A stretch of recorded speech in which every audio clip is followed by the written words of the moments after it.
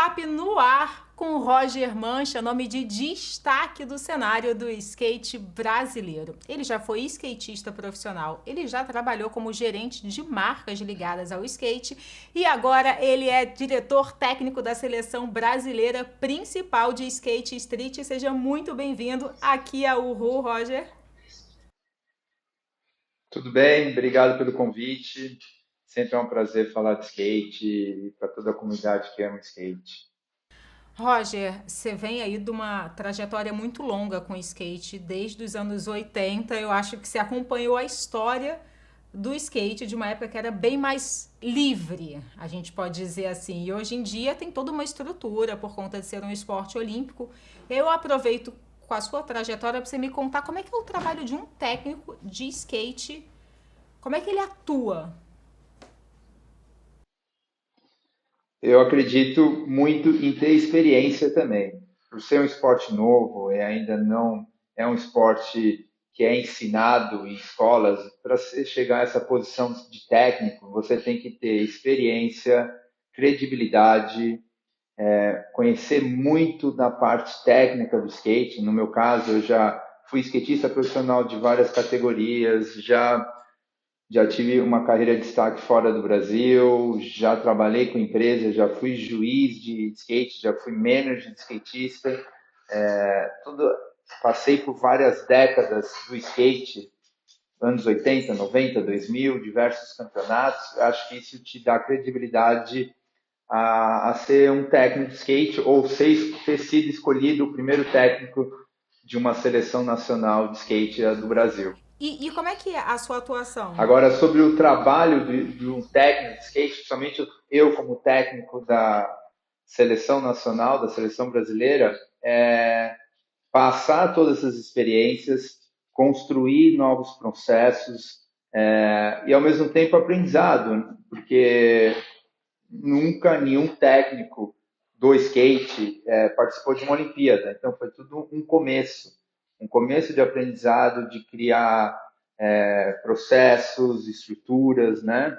E eu agradeço muito à Confederação Brasileira de Skate.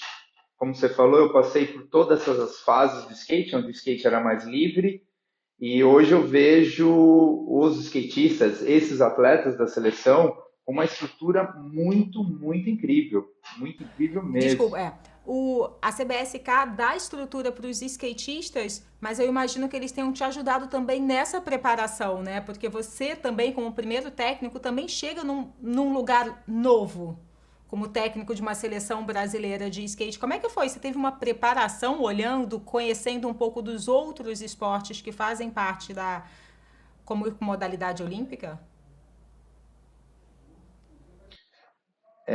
Acredito que a liberdade, a confiança que a CBSK me deu com seus diretores, o presidente Eduardo Mussa, um cara que entende também de outros esportes e trouxe essa experiência para o skate, foi incrível. Em termos de aprender com outros técnicos, o skate é totalmente diferente de outros esportes, eles têm muita particularidade, embora você encontre uma semelhança em alguns outros esportes que eu digo tradicionais. Mas eu sempre fui um fã do esporte. Desde criança eu pratiquei outros esportes, eu pratiquei natação, atletismo. Eu sempre procurei ter conhecimento de carreiras, de biografias de grandes atletas para trazer para a minha carreira profissional. Eu acredito que isso ajudou muito a entender outros esportes e os protocolos, processos, como são os treinamentos dos outros esportes. E a gente também, dentro da Confederação Brasileira de Skate, antes da Olimpíada de Tóquio, que foi em 2021 por causa da pandemia, a gente realizou também treinos, trouxe atletas de outros esportes para falar como é uma experiência olímpica, porque o skatista não nasceu querendo ir para a Olimpíada, né? Diferente de outros esportes, que o atleta nasce com o sonho de ir para a Olimpíada, o skate cresceu, construiu seu mercado, seus ídolos, sem precisar da Olimpíada como ápice do esporte, né? Então, foi um trabalho também de aprendizado junto com a CBSK, dando esse suporte, nos trazendo outras experiências, não só para eu como técnico, mas para os atletas.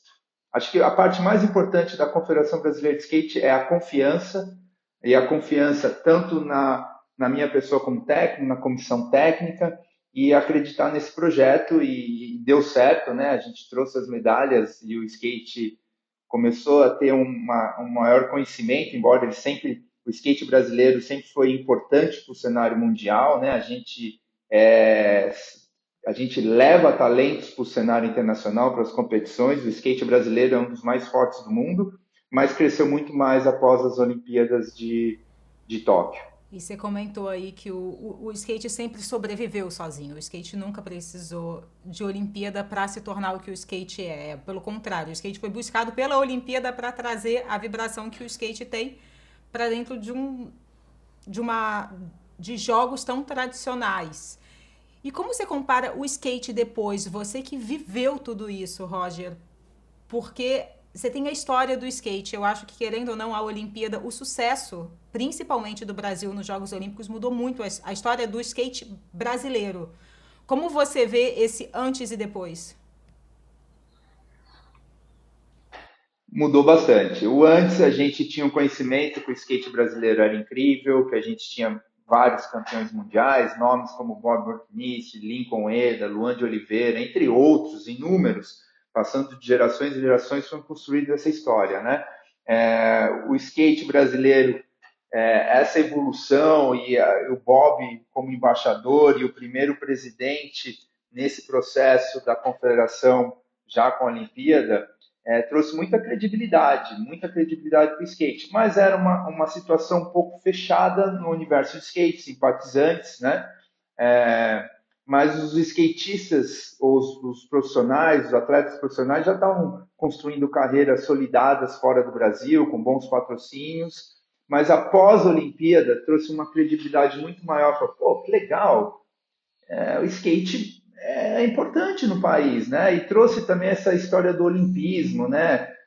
Que ganha o melhor de uma maneira honesta, defendendo a amizade entre os competidores, né? Essa situação ética, essas regras do skate foram construídas ao longo do skate, do seu cenário, do seu desenvolvimento como esporte.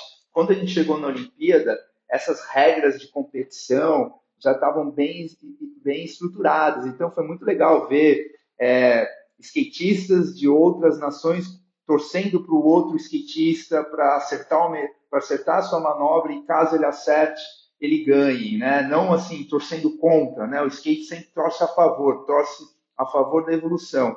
Então, toda essa situação trouxe um lado bem positivo para o skate, porque o público que estava lá para assistir a Olimpíada assistiu o sucesso do Brasil, mas assistiu o sucesso do skate como esporte, né? Onde o skate aceita todo mundo, não proíbe ninguém de andar de skate e todo mundo junto na mesma pista, né? É só no skate que você consegue, numa pista de skate, encontrar todos os ídolos, né? Não tem distinção.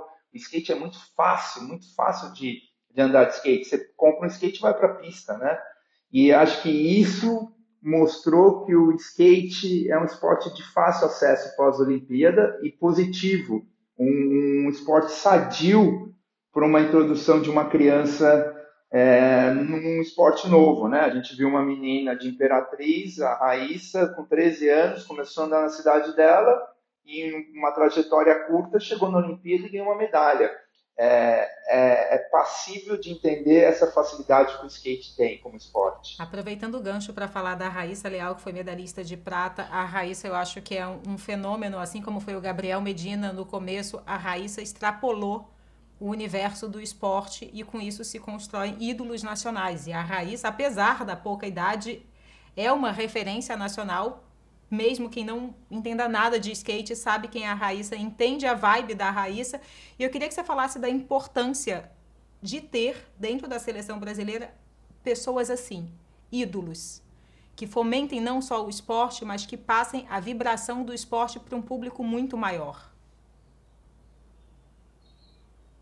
É muito importante, né? É incrível ter esse grande ídolo hoje, atualmente no Brasil, ser do skate, né? A gente sempre teve ídolos e o Brasil necessita esses ídolos, né? Um período de tempo a gente teve o Guga com tênis, durante década a gente teve uma década inteira aí, duas, o Ayrton Senna, então a gente ligava a TV e sabia que essas pessoas iam representar o nosso país, né? E ter a Raíssa dá esse sentimento parecido. Você sabe que vai ter competição de skate, vai passar na TV ou na sua cidade e é uma competição internacional, um leigo, uma pessoa que não tem conhecimento, fala, pô, vou ver skate, vai ter a Raíssa, né? E vai dar aquele sentimento bom de saber que o Brasil está em destaque nessa competição, né? A gente é um país que, que ainda não tem tantos ídolos em todos os esportes, né? A gente está construindo nossos ídolos e quando acontece isso é muito importante, principalmente em esportes não tradicionais, né?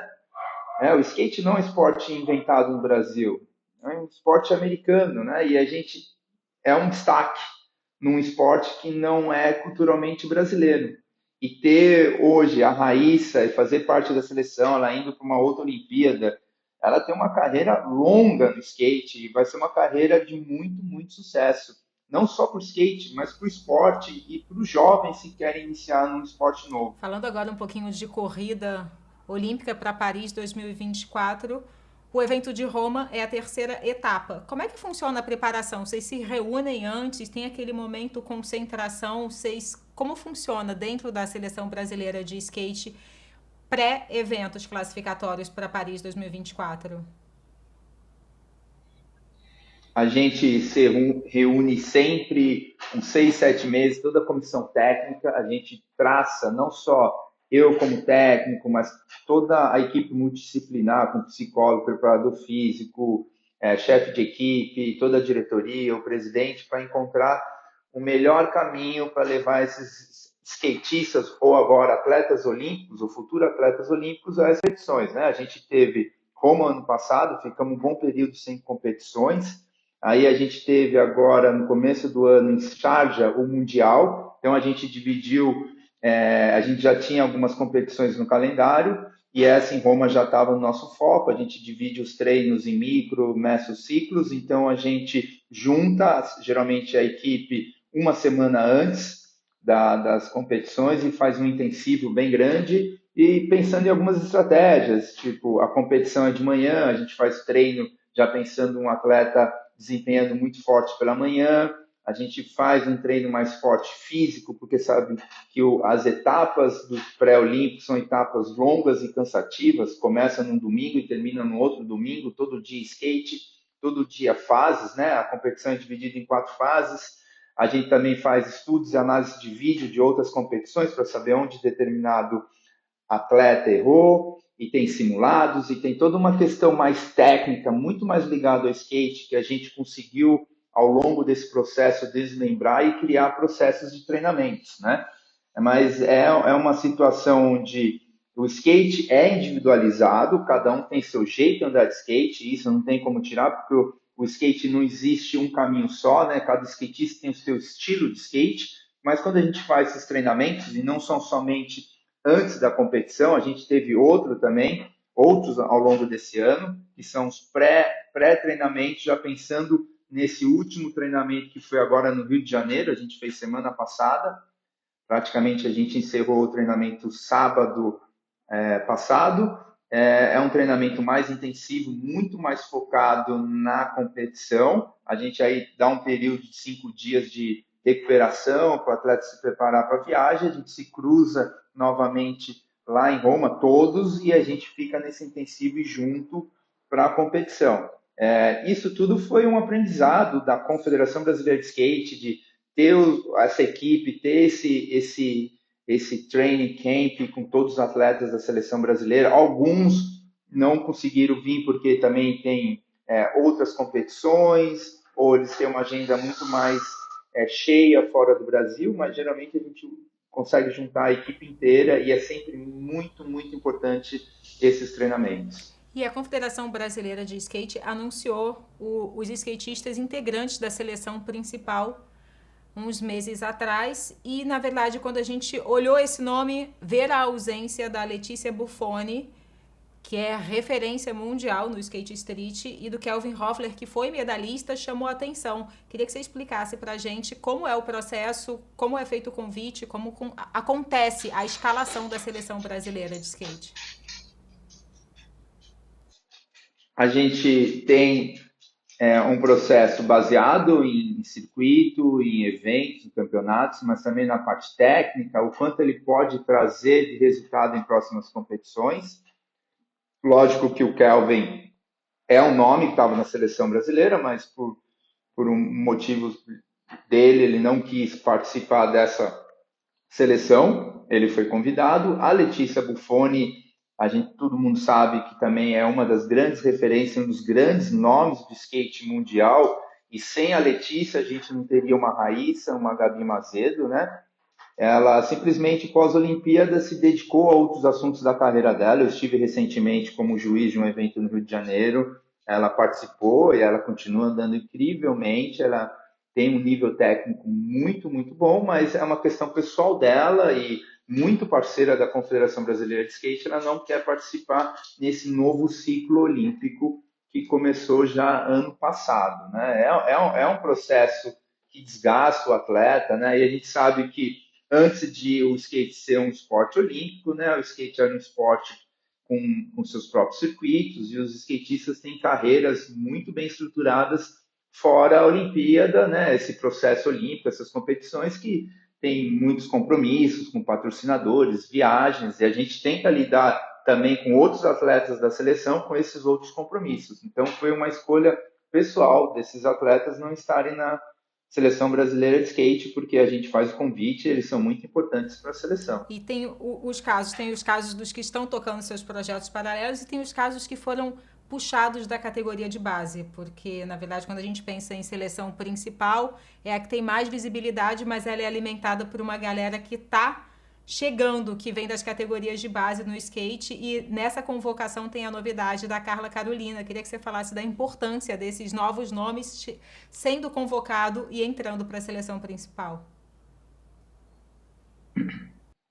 Não é só o caso da Carla Carolina também, a gente tem o caso do Eduardo Neves no masculino, Gabriel Aguilar, João Lucas, né, que ganhou uma etapa importantíssima do circuito nacional ano passado. A gente tem o caso também da Kemily, enfim, são skatistas não só da categoria de base, que ainda eles não se tornaram profissional, mas já fazem parte da seleção e a gente faz esse mix de atletas já com uma carreira estruturada, grandes ícones do skate feminino, né, o masculino, o caso da Pamela, da Raíssa, se juntando a Gabi também, que está muito bem no ranking, já é uma skatista bastante conhecida, e no masculino a gente não pode também deixar de lembrar do Giovanni Viana, que esteve na Olimpíada, do Felipe Gustavo, que esteve na Olimpíada, que faz parte da seleção, e agora a gente também tem o Carlos Ribeiro, um skatista super renomado no circuito independente ou no circuito profissional, e o Lucas Rabelo, né? Então a gente tem esse mix entre skatistas novos que ainda estão numa carreira nacional, residem no Brasil, mesclando com outros skatistas que têm muita experiência.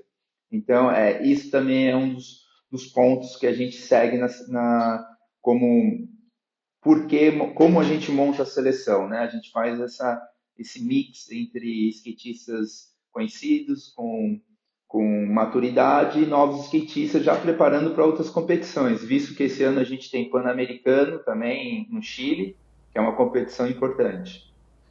E para terminar, só queria sua opinião sobre o calendário pré-classificatório para Paris 2024. Foi um calendário que demorou muito para ser anunciado. Eu imagino que para quem terminou o Tóquio com a ansiedade de pensar em Paris 2024, pensando em Olimpíada, deve ter sentido um baque de e aí? Quando as coisas acontecem? Enfim, foi divulgado os eventos que estão valendo pontos para a corrida, para vagas em Paris 2024, e você, como técnico, skatista, ex-skatista profissional, juiz, quem entende do processo todo, queria que você falasse sobre os eventos. Dá muita ansiedade, né? Porque você treina sem muito. Você tem um foco, mas você não sabe exatamente. Você não consegue treinar com muita eficiência, né? Você não consegue treinar sabendo, pô, eu preciso treinar em qual pista, porque a gente não sabe aonde vai ser a etapa, o planejamento, né? Você falou como a gente escolhe os treinamentos, né? Tudo isso depende de planejamento. E sem saber quando vai ter uma etapa, principalmente a primeira demorou demais pós-Olimpíada de Tóquio, né? Demorou quase um ano, né?